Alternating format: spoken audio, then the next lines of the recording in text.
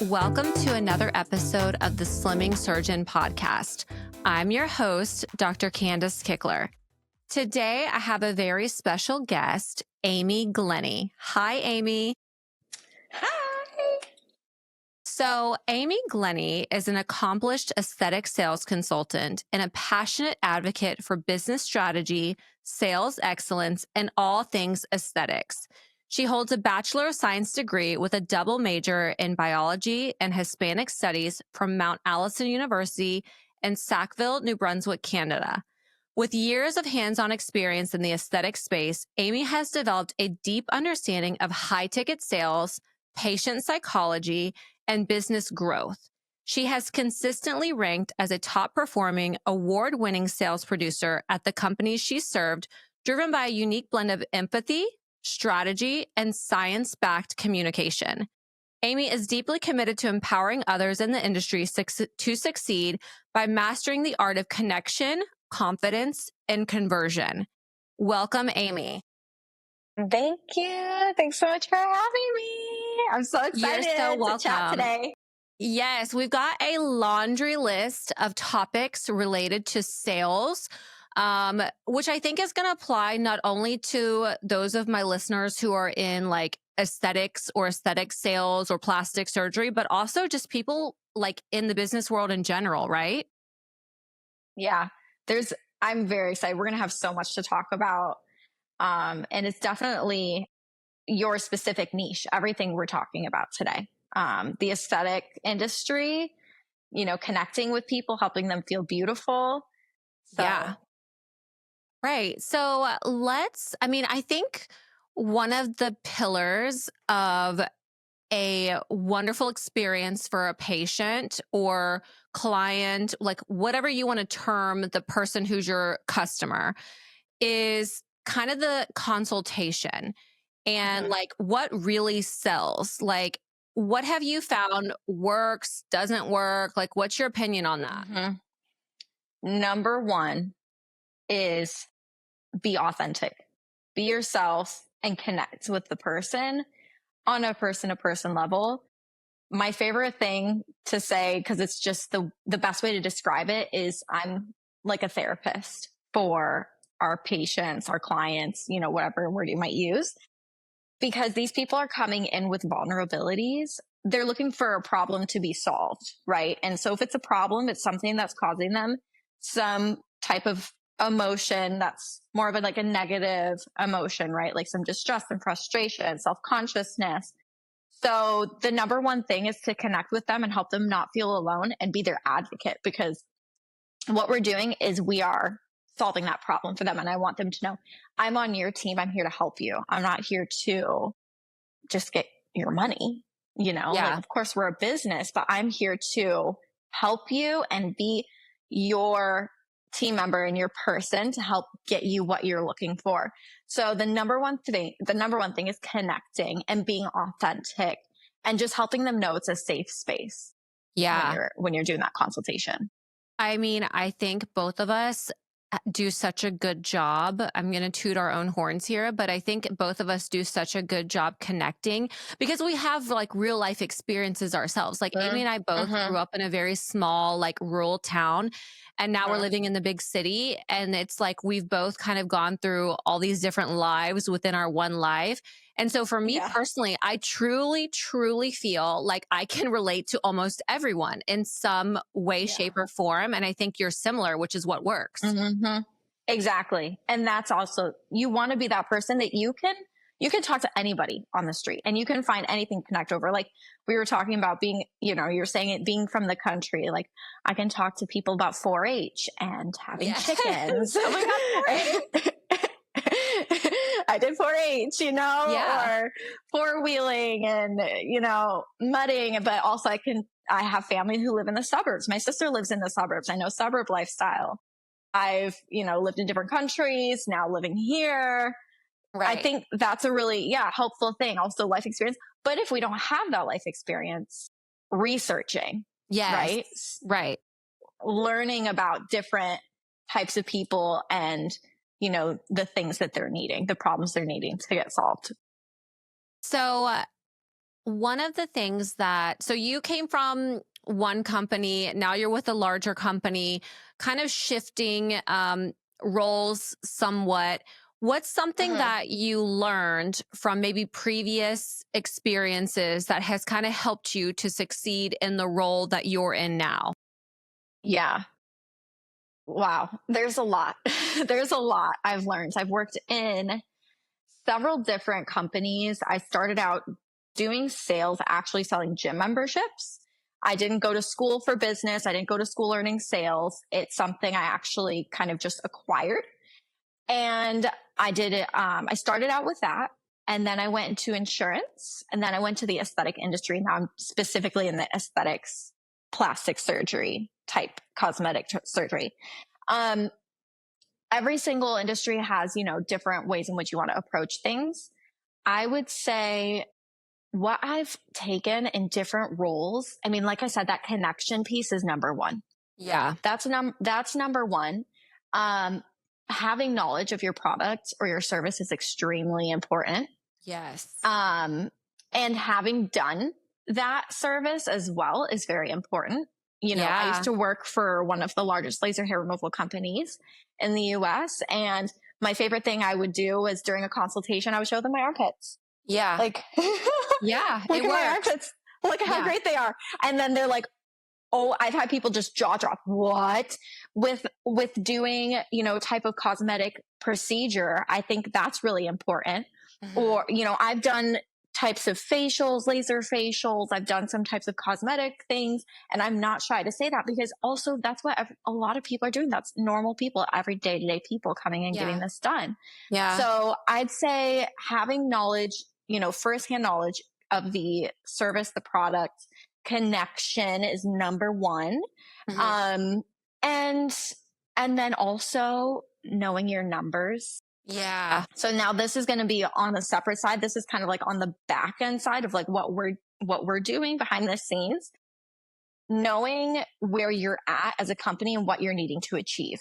Because then when you're meeting with that patient, okay, well, we have ABC things that we need to achieve as a company. And maybe this patient would be better to do their procedure during a different promotion. Maybe it'll work Yeah. better for them. It'll work better for us. Both people are happy.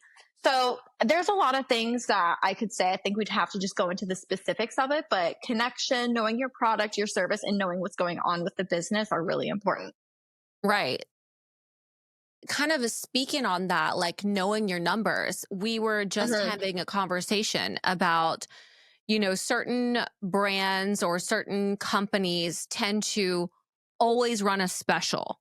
Like, what Yeah. are your thoughts about that? How does that make your Yeah. job? Like, if you're a sales consultant or someone who's like driving, the sales of the company, how does that impact Mhm. you?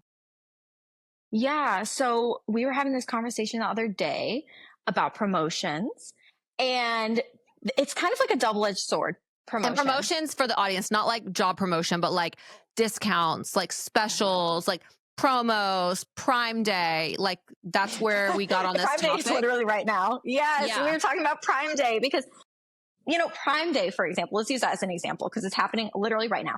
It was a day, right? And then, and this is my personal opinion, right? I'm not speaking on behalf of any company. I'm just speaking on my own opinion. Um, so Prime Day was one day and then it gets extended to more and more and more days. Well, what happens as a result is the promotion's losing its value. Yeah. It's not as special. It's not as exciting. And then, you're not going to have that surge in numbers that you would in that one day. Now, I understand maybe like wanting to expand it to like 2 days or something like that, but it happened with Black Friday. People, companies were, oh, we're now having, it's literally the Black Weekend It's and the Black Cyber Month. Monday. I mean, it's literally, it literally starts Thursday, Black Friday, Saturday, whatever it's called, weekend, and then Cyber Mhm. Monday. Like Yeah. you don't actually get one good deal anymore. They just sprinkle like half deals to you. Yeah, exactly. It's not like, oh my gosh, 70% off. Now it's, oh, you're getting 10%, 20%, 30%. And it's not as exciting. Yeah. Now, what I usually encounter with that is it's a little bit harder to drive that excitement for the client Mhm.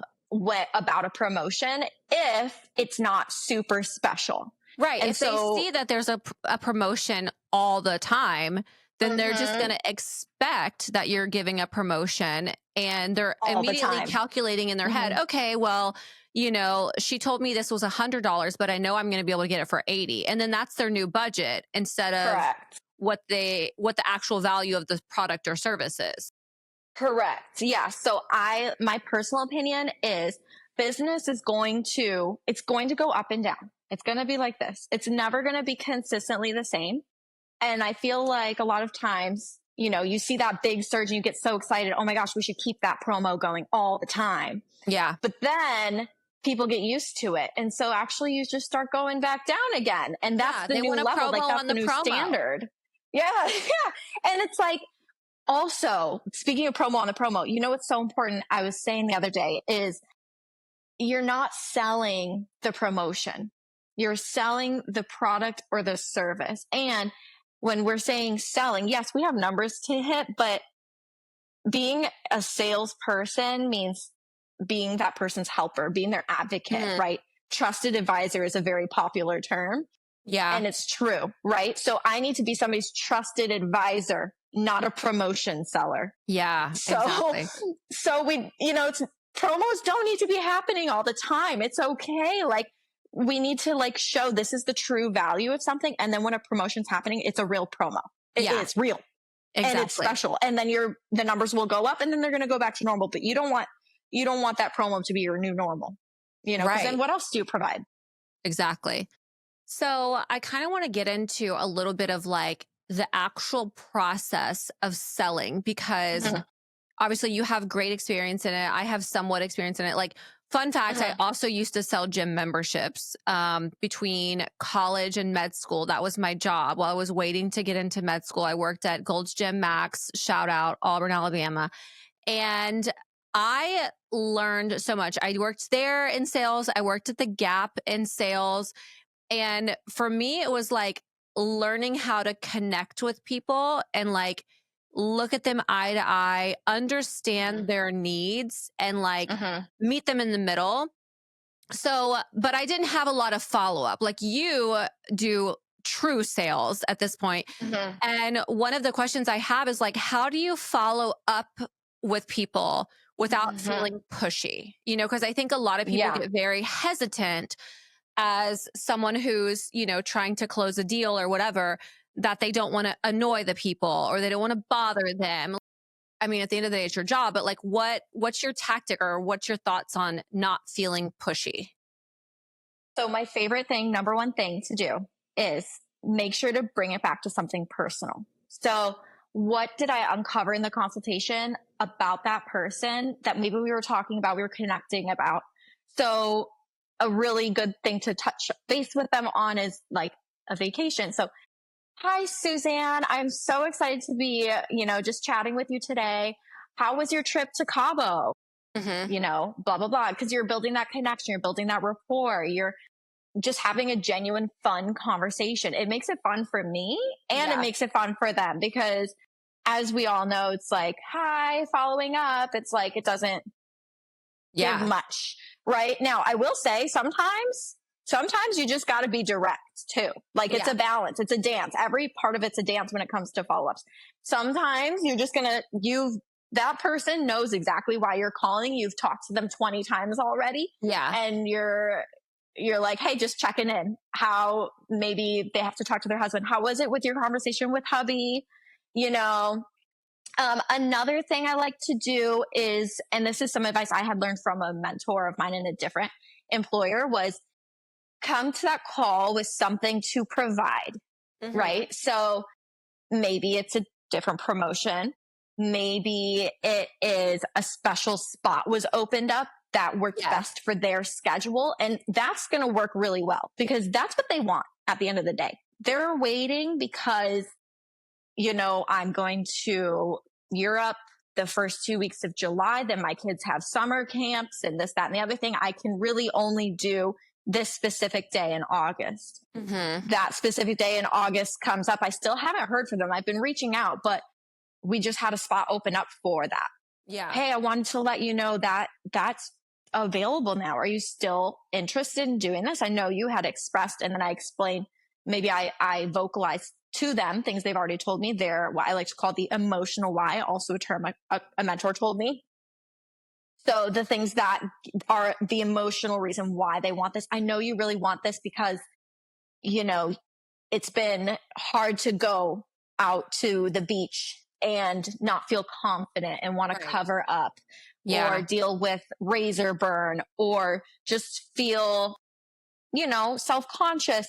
So why not do this now? Let's, I love to phrase it like, why not do this now? What's holding you back? Or, just asking a good question, too. So there's the biggest thing is it's a dance. You have to know the person. You have to know what their boundaries are, what their schedule is, the type of conversation they like. Are they that business person who's just like, boom, boom, boom, give me the facts?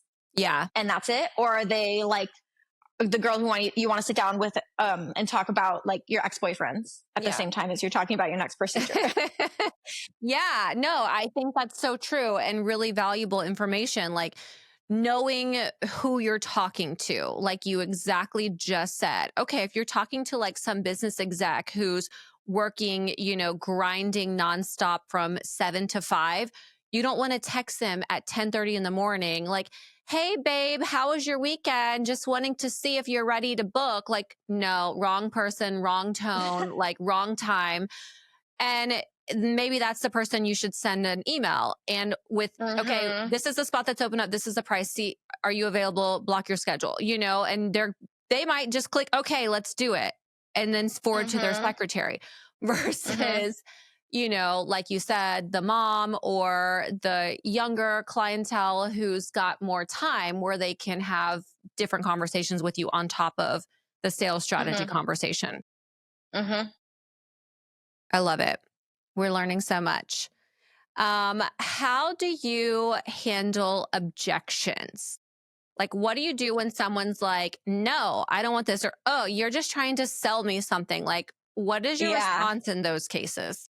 This is my favorite question because I love handling objections, but that's why I like sales, because the truth is you're going to be rejected all the time.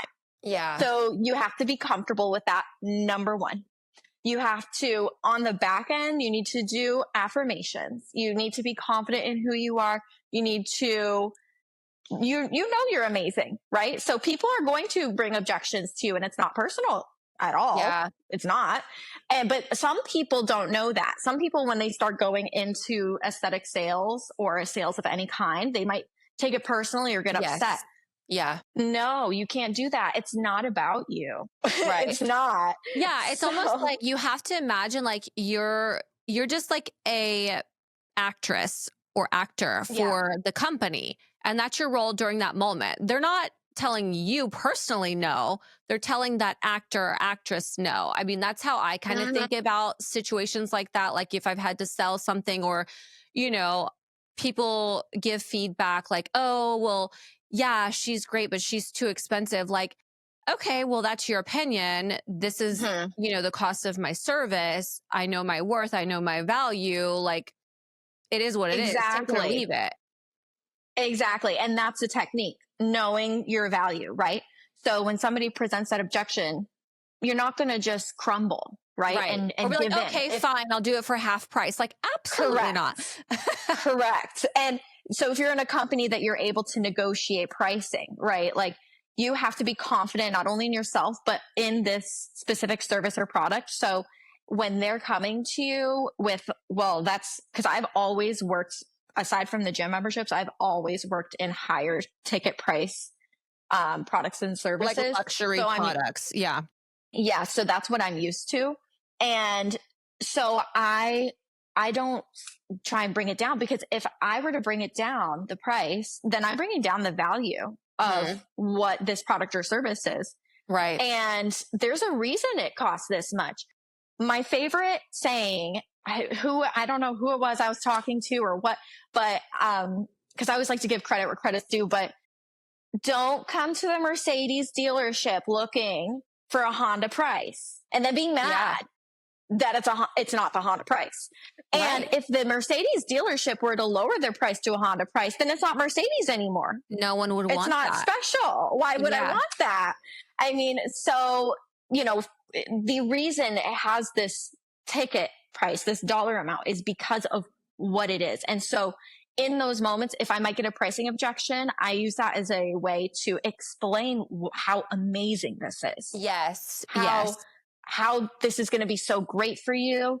You're going to, for example, have with whatever product or service, have reduced downtime or recovery, or you're going to have unlimited services for a different company I was with, or you're going to have a concierge service of a great Mhm. customer care with another company I worked with. So it's actually a good moment when you get that objection to help them understand how great this Yeah. product is, right? Right. To And there's educate. so many objections. Like there's so many objections you can have. And I think the number one thing is you have to know all the tools in your toolbox, Mhm. all the different ways to overcome objections. There are so many different ways. I mean, I could talk about it for a long time, like pricing objections, scheduling objections, concerned about safety, Yeah. all sorts of things. So number one, go into it confident. Don't take it personal. Use it as an opportunity to educate and um and continue to show them how this is the great solution for them. Exactly. Um, okay. So one of my other notes is kind of about, this is specifically for aesthetics. So it's not for tractor sales or anything like that. But um, like one of the things that I think echoes true and that you're touching with every single patient is what aesthetic patients are really looking for. And it's not just a good result. That's a given. Like they're coming for, let's say, lip filler. They're obviously wanting their lips bigger, but it's Hmm. also validation, clarity, Hmm. and the confidence boost. So Hmm. like trying to identify those things or show them how our service is going to provide those things is really important, Hmm. at least in the industry of aesthetics or cosmetic surgery. Definitely. And I would even add on to that a lot of times it is like that emotion. There's something emotional behind it. And people might have an opinion on what I'm about to say one way or the other, and Yeah. that's fine. But sometimes, again, there might be opinions, but sometimes the real reason somebody's wanting their lips done is because they're going through a divorce, Yeah. right? It's not necessarily about having bigger lips.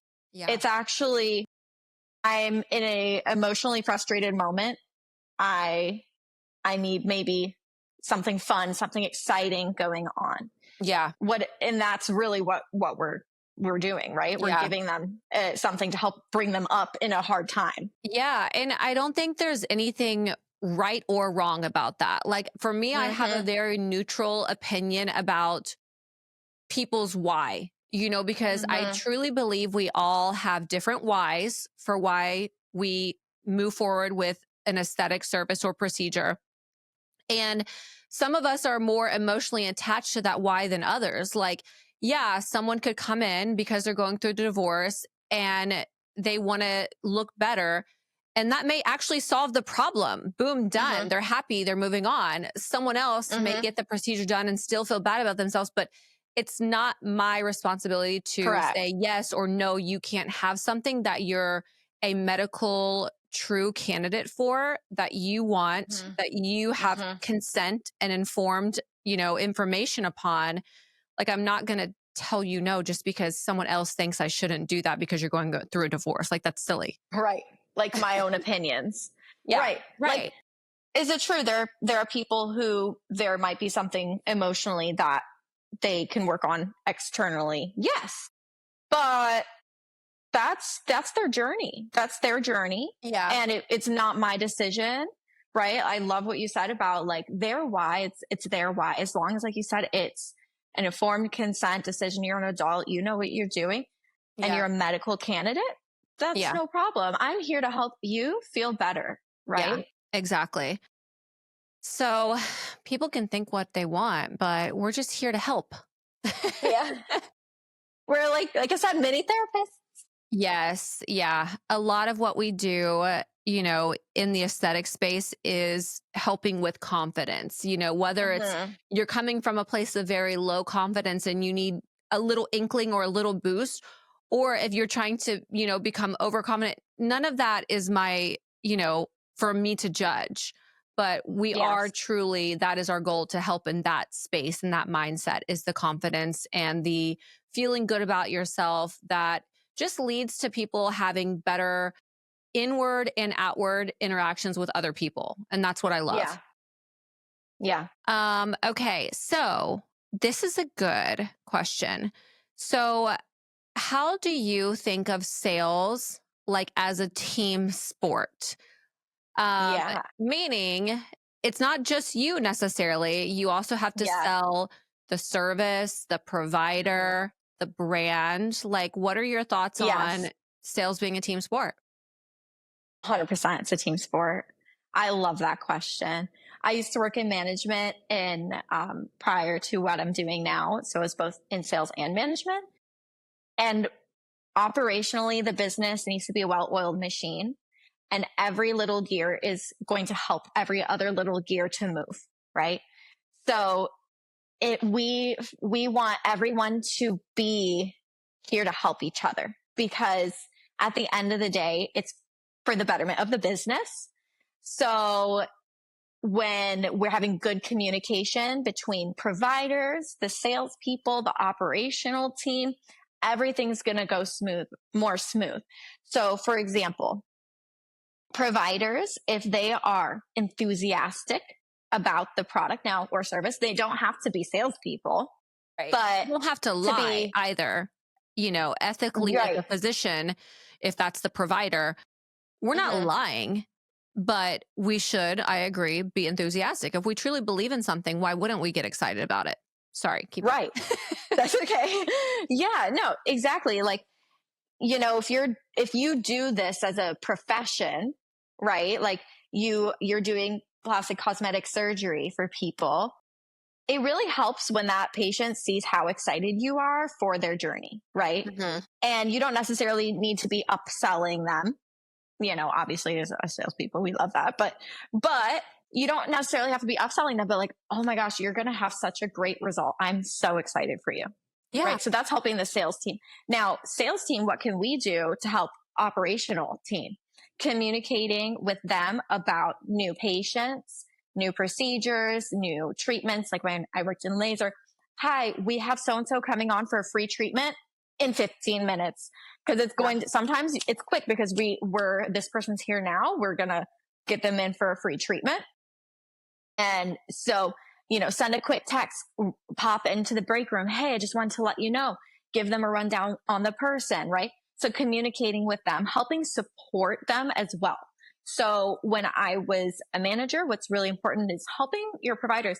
We're all a team. So if you need help flipping a room, I'll help flip your room. Yeah. I don't care. It's not in my job description. I don't care. I don't need it to be in my job description.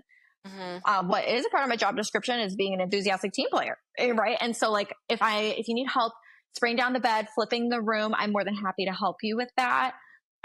If front desk, hey, like I need to run to the restroom. Can you call so and so to help book A, B, and C? I'm like, sure, no problem. Or even like with what I'm doing now, like sometimes maybe our front desk person might be in the back stalking and the phone's going crazy, Yeah. people are checking in. Yeah, I'll do that. I'm not above or below anyone. We're all a Mhm. team. Yeah. And so I think that's what's really important is because then I'm helping make their job easier and they're making my job easier. And also we enjoy then each other, right? Yeah. It's good to have that, Yeah. that working team. I have two thoughts about that. Like, one is about providers and expectations. And then I'm going to come back to like that kind of energy exchange. So, Hmm. as a provider, like, I am surrounded by people who are, maybe surgeons, injectors, the ones that often provide these services. So let's say, we're speaking of a different industry, like maybe the mechanic. Okay. Like Mhm. someone who's actually providing the service and doing the skill. Mhm. I find it such a detriment when that person expects everyone else to do things for them, For them. but then Yeah. doesn't help, doesn't say thank Right. you, doesn't help, to advertise their own services internally or in their local community. Like you Mhm. can't go to a place and expect to just become famous and well, I know Right. I'm a really good mechanic. I know I'm the best mechanic that there is in the tri-state area. Of course, Mhm. everyone wants to come to me, and these people working in my facility should just be booking me up. Like it happens in hair, it Right. happens in makeup, it happens in aesthetics. Like Yeah. you're no better than the guy down the street, let's say. Like you think you are, and maybe you really are, but you're not really at the end of the day. We're all somewhat equal. And for me, like, I love to see what everyone else is doing because I like to compliment their jobs. Like, I love picking up the phone because I actually like to like pretend like that's my job and talk to people and like see what people really want to know when you first answer the call. Like, hi, thanks for calling, blah, blah, blah. How can I help you? And see like what the inquiries are, because that Mhm. to me says, oh, a lot of people are calling asking about this. We need to promote this on social media. Or Mhm. for you, like you guys have your own, like in sales, a lot of places have their own leads that are generated from the internet or whatever. Well, I like to bring my own leads because I know that they're hotter. Like if they've already talked Mhm. to me and built a relationship with me, they're going to book with me. Like Mhm. it's basic stuff like that. And then on the back end, the operational side, like everyone who's assisting me in my cases, they're vital. I can't do it without them. So you have to give Yeah. credit where credit's due. And I think Right. you know, like you said, no job is above you, no job is below you. We all have to work together. And that leads to such a greater culture within the space that Mhm. you're working, no matter what industry it is. Yeah, exactly. Like you were saying, like that energy exchange, because at the end of the day, like you want to enjoy going to work and you want to have fun with the people you're working with. And, and supporting each other is so important. And also, I like what you said, like, getting yourself into those, other areas and helping out and just being a good team player, that helps give you more knowledge, like you were saying, of things you might not have thought of before. Yeah. Right. So, oh, wow, like maybe I should try that. Mhm. Yeah. Always, it's good to get another opinion. Definitely. And just seeing the different like perspectives of the business, because you assume, oh, well, this is her role, this is her job description, and this is what she does every day. But if you actually sit back and watch and listen and talk to that person, maybe it's completely different than what you thought, much more Hmm. difficult or much more easy. Like there's a lot of different ways it Yeah. can go. And Yeah. really getting to know that gives you appreciation for that person. You respect Yeah. them, they respect you. Like, it just makes things way better Literally. than walking in and being like, "Hey, I'm here to work. Give me business." And listen, I can't figure out a freaking scanner to save my life. Oh my god. So I'm grateful for people at the front desk who know how to work a scanner printer situation. Oh, You yeah, need I it. You need need them. her. I need Exactly. them. Okay. I want to do like I have one more question, and maybe you have a good answer for this. Maybe it's like more complicated. And then I want to get to rapid fires. So, sales metrics that matter. Like which numbers do you think really need to be tracked? Like, because I Hmm. think a lot of companies will track like leads, like Yeah. follow ups, like conversions. Like, what do you think Right. are actually important things to keep an eye on?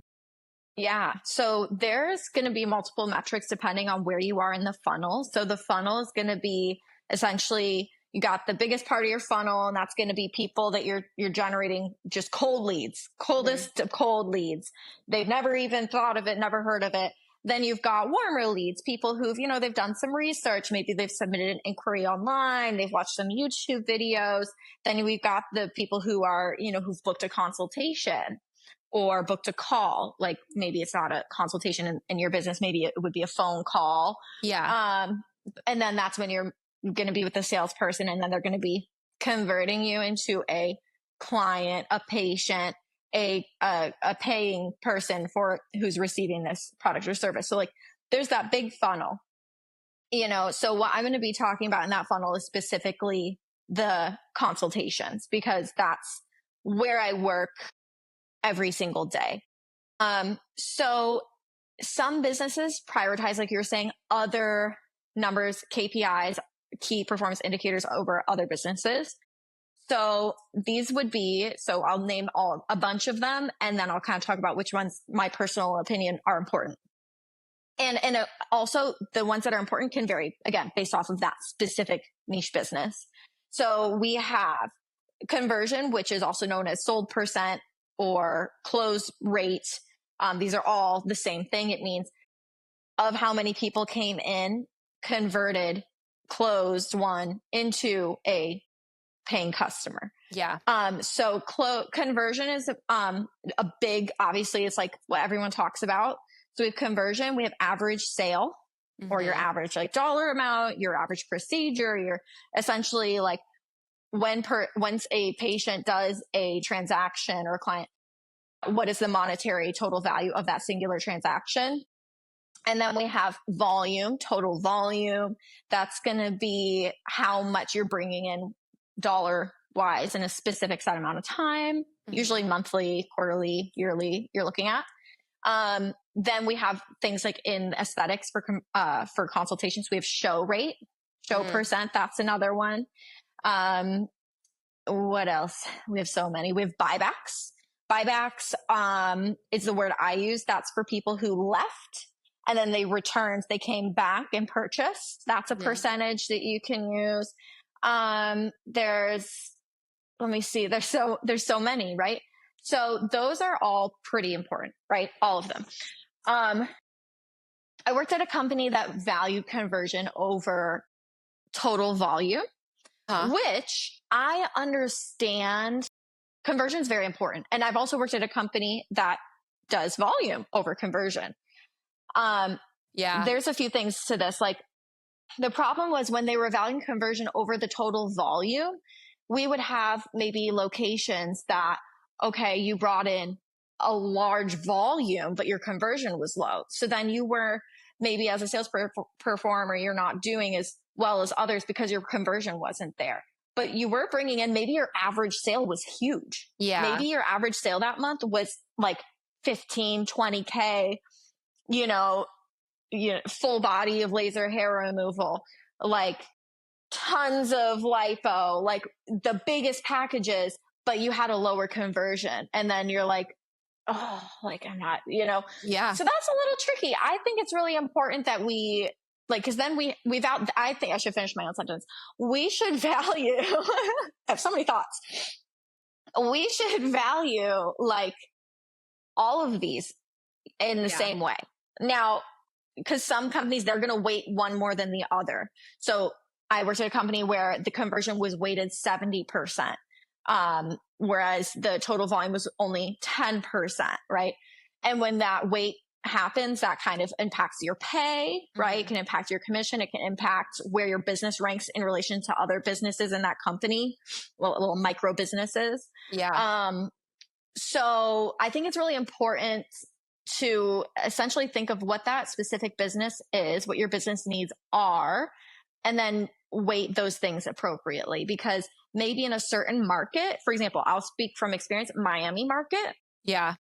Conversion, you should really not be thinking about conversion. That's my personal opinion, or show percent, because this culture is going to be more casual. Totally. And I love that. That's why I moved here. Yeah. So people aren't going to show up consistently. And it's just the way it is. You have to accept it. It's so just maybe the way it is. No, I know. Like I don't get upset if there's a no-show for a consult, because they may literally call the next day and book. Like you have no idea what's going through their mind. The traffic may be bad. Their nail appointment may be running over. Like who knows? And it doesn't mean that they're a no, but also it's like there's no offense to you. They consider your, appointment for cosmetic surgery the same as their appointment to like check the mailbox. Like it's just cultural. Like people that person very much can still want it in this specific market, in this niche market. So for this area, I would put show percent or conversion a little lower of a weight than volume, than average sale. Yeah. Whereas like in the Midwest, people are very consistent. They're on time. They're punctual. When they say they're there, they're there. Like it's just a different culture. So in that one, I would weight it a little differently. Yeah. So that's my own opinion. Let's say you have a company that, I don't know, like I'm thinking like with that maybe consistent type of culture, you can weight the conversion more. Yeah. So it's tricky. Or also if your service, like what I really appreciate is that in the industry I work now in aesthetic, plastic, cosmetic surgery, we don't prioritize conversion, which I really appreciate because medical candidacy is a big thing. Sure. So right. I don't feel good. I don't want a hard sales boiler room pressure this person into doing a surgical procedure that's going to permanently like change their body forever, but also could very much impact their health and well-being if they're not a medical candidate. Yeah, of course. So I shouldn't convert them. Mm-hmm. Right. Yeah. Whereas like something that's a gym membership, well, that's not hurting anyone. So right. let's make that, let's convert it 90%.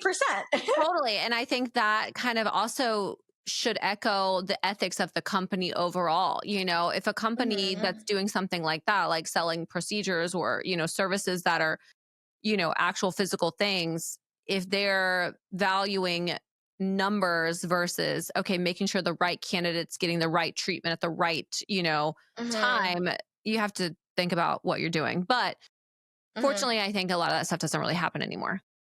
Yeah.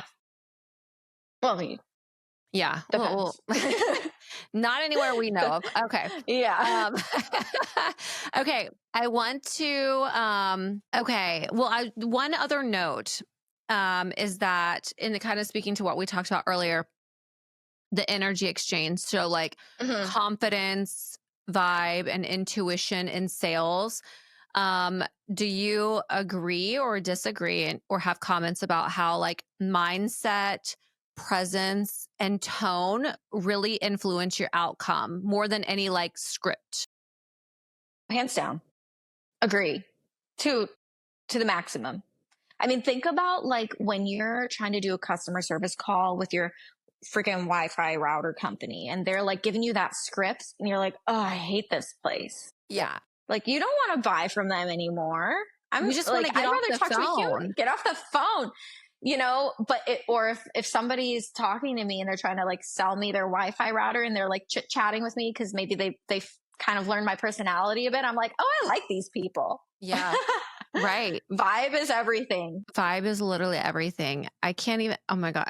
We're not going to get into the silly things that I've purchased because I liked the person because it's crazy. Yeah, because you're like, I just want to be friends with you, actually. So I'll just be a client, so I show up all the time. Yeah, no, but I'm also like a little bit of a sucker. Hopefully, anyone listening is not like trying to sell crazy stuff because they'll probably sell it to me. But one day, and I will say I was postpartum, and I don't think I've told this story on the podcast before, but it's a pretty wild story. So one day, I'm like relatively like fresh out of having a baby. But I was back to work. So maybe it was either Cam or Charlie. It was like 4 or 5 months old. You know, like I was very much sleep deprived, very much just like floating through my day to some degree. Obviously, I was very focused at work. But when I got out, I was like, okay, I can just like go home. And I was approached by someone in a parking lot. And he was like, hey, I've got this really amazing home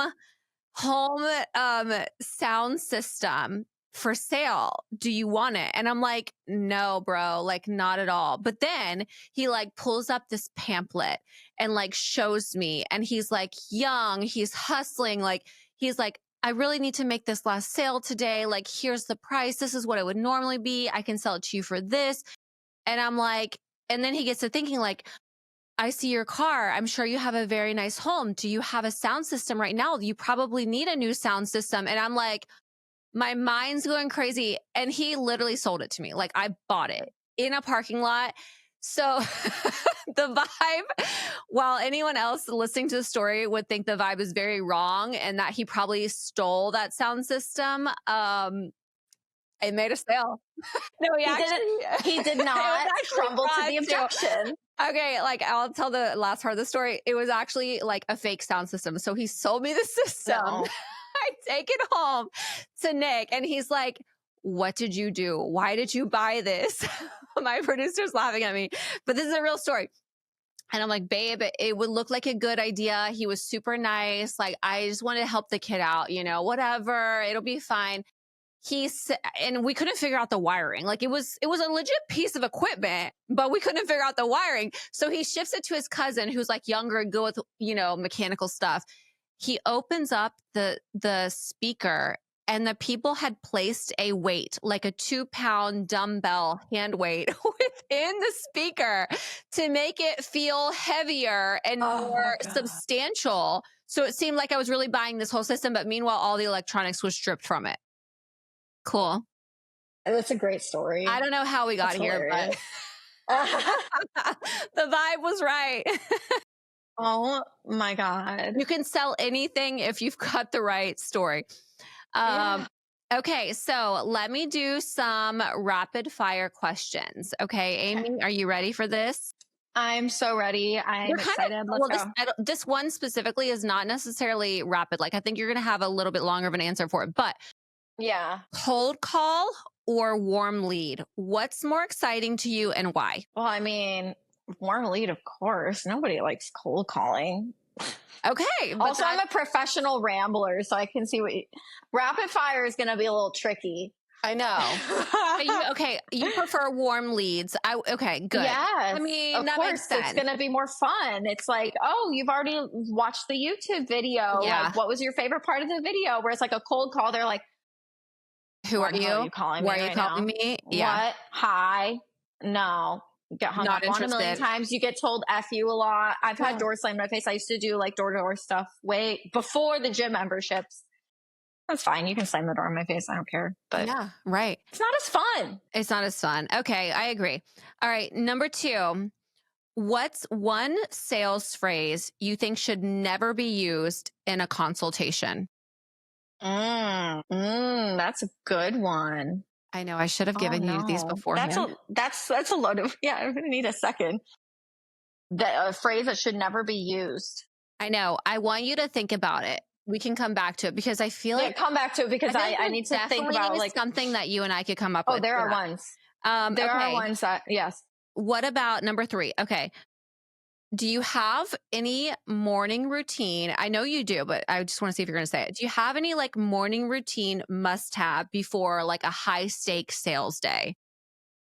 Oh, okay. If it's a high stakes sales day, like it is close out last day of the month, and I need a little zhuzhing internally, I would say getting yourself dressed up, putting on makeup. That's like that, you know.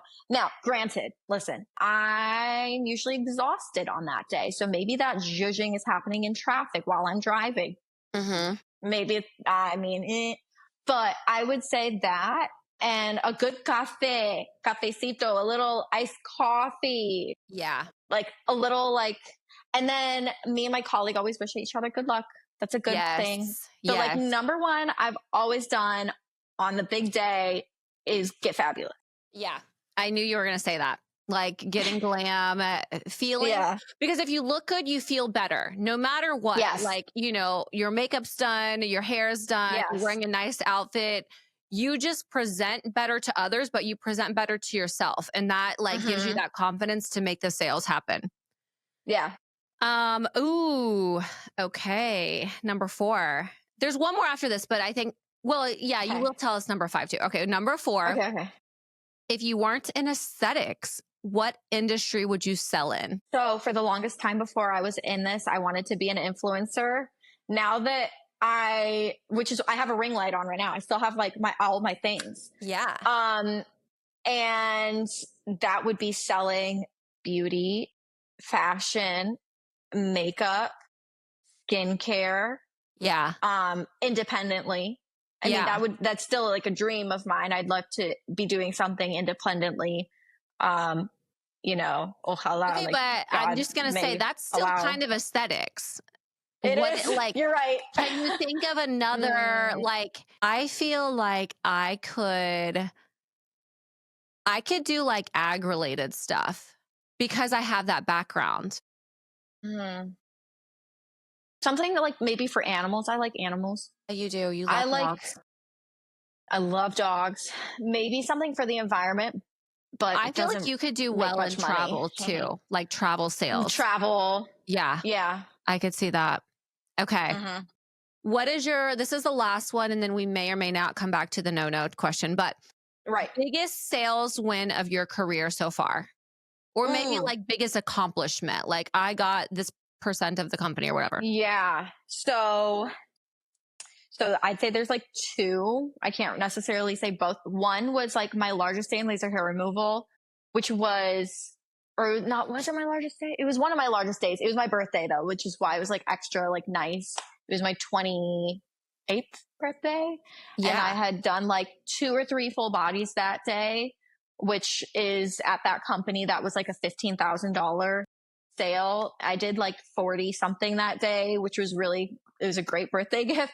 Yeah. But then it was also finishing in the top 10% of that company and winning a top performer award. Okay, maybe there's 3. And then there was my highest sales month volume wise ever, which was May of this year. And I individually myself brought in about 700,000 in Amazing. cosmetic Yeah. surgeries. So I would say those are Amazing. like, because it's just so exciting. You're like, oh my God, I did it. Yeah. No, and I think you should celebrate those wins Mhm. because it's a huge achievement to reach new levels and hit new goals. Like I love it. Yes. I Yes, feel like do exactly. you feel like people who are I don't know, would you consider yourself competitive? I'm like friendly competitive. Yeah. I'm not like that toxic competitive. We don't Yeah. want that here. We want like healthy competition. I'm not like the type, I've never been textbook competitive my whole Yeah. life. Like I Right. had friends in high school who were competitive. They wanted to win in track and this, that, and the other. For me, it was, I want to do my very best and Mhm. I want to win, but I'm not going to be mad if I don't win. That's Mhm. what's the, I'm not going to be, no, it's a waste of my energy. Like I'm going to try my very best and I'm going to push for these goals and like I'm going to have a little healthy competition with somebody like, Yeah. hey, I'm going to beat you. But if they win, like I'm happy for you. Yeah. No, totally. And I think that's what makes you a good team player. Because Hmm. at the end of the day, you can't do every sale all the time No. throughout the world. Whatever. Okay, I can't think of like a phrase that should never be used in a consult. The no-nos, there are phrases. I mean, I'd say like there's phrases specific to the industry, Yeah, like it depends on what industry you you're in. Like, know, that's you're why not like gonna say like specific words if you're talking about a surgery, maybe, or I I would don't know. say like verbiage. There's verbiage no-nos. Don't use the word pain, hurt, Yes.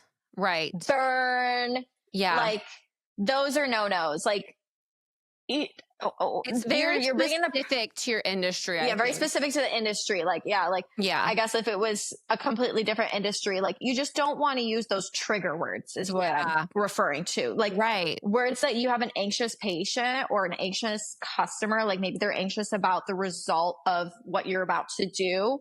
Like you don't want to trigger their anxiety, Correct. right? Like you Yeah. can address their concerns and their anxieties with, Mhm. but you just don't use words that are going to trigger Yeah. them. Right. No, I know. It's something that you learn, I think, in every single industry. I can't necessarily like compare it to like computer sales or something like that. But Hmm. for example, in our industry, like you alluded to, using words like bleeding, blood, pain, needle, Cut. knife, Need, scalpel. oh, knife. Like people are probably turning off the podcast right now hearing those terms. Like they don't want to know. Like they just want to No, go from A to B and B is right, beautiful, like, and that's where we right, get you. Don't worry about the details. It'll be over before you know it. Like you're going to look amazing. Um, right. But we can So, address it. We just say we will remove yes. blank. Right. But I'm not going to use the word, we're going to cut. No, we don't say cut. No. We don't, because we don't cut anyways. We sculpt. Excise. Yeah. Sculpt. Remove, excise. Mm-hmm. There are many ways to frame it that's digestible. And obviously, without lying, you should say it in the most floral way possible. I love it. Okay. So I'm through my list. Are there any other like pro tips, hacks, like ideas that you wanted to share while I have you on air? I would say, another thing is really good is always educating yourself, always learning. Yeah. And so with the industry we're in now, I'm always asking questions. How does this work? I want to know. I'm also always educating myself on sales skills. So I just finished a book. And by the way, reading's not easy. It's never been easy for me, but I force myself because it's good for my brain, and B, it's going to give me something that maybe I didn't already know. And so right now I'm implementing some of those things that I learned from the book. One of those was stories. You just had mentioned the word stories. Yeah. Stories are great because and I was reading this, I was like, oh yeah, of course that makes sense, because they are instilling that connection and trust in someone, right? Totally. That you're showing your authenticity in someone. Oh, I'm going to tell you a story about when I had this done or when this happened, and then that person can relate to you. So, I'm learning about that. I'd say always just educating yourself, reading, and staying extremely resilient, because there's always going to be challenges, and it's up to you how you overcome them. Right. Yeah. And that's just sales and business. There's going to be challenges. You have to be resilient and just keep going, keep striving for more, keep setting your goals and achieving things. Love it. Yay. Okay, babe. So everyone should follow Amy on Instagram at Beso de Sol. Can you spell that for us? Beso del Sol. It means kiss of the sun. Yes. It's BESODELSOL with an underscore. Love it. So you can contact her there. Send her a DM. I'll put her little Instagram thing in the show notes. But I feel like this was a really great conversation. So many of us, directly or indirectly sell for a living. Like that's the world we live in. It's, sales, it's marketing, it's, getting someone to do something, whether they need it, want it, or, whatever it may be. And this was a really informative conversation. So I so appreciate it. Yeah. Thanks for having me. I had so much fun. Thank you. Pro tips with Amy. Okay, everyone, if you are still listening, please make sure you have subscribed to my podcast, that you have left me a 5-star review, and follow me on Instagram. Duh. So thanks, everyone.